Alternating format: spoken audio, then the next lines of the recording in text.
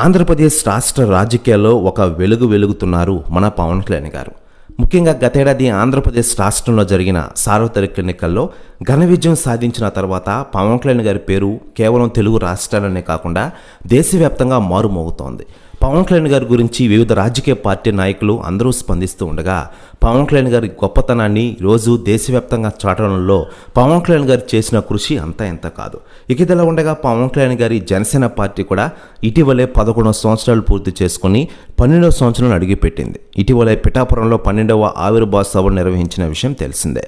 ఆ సభ సక్సెస్ కావడంతో పవన్ కళ్యాణ్ గారి పేరు దేశవ్యాప్తంగా బాగా మారుమోగుతోంది.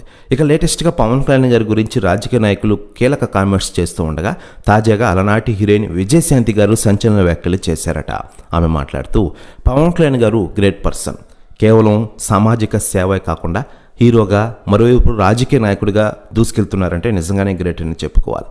మొదటిసారిగా ఉప ముఖ్యమంత్రి హోదాని కలిగి ఉన్న ప్రజలకు ఎటువంటి సేవలు అందించాలో ఆయనకి తెలుసు. ప్రజల మనిషి మన పవన్ కళ్యాణ్ గారు అంటూ సంచలన వ్యాఖ్యలు చేశారట విజయశాంతి గారు. ప్రశ్న వ్యాఖ్యలు వైరల్ అవుతున్నాయి ఆంధ్రప్రదేశ్ రాష్ట్ర రాజకీయాల్లో.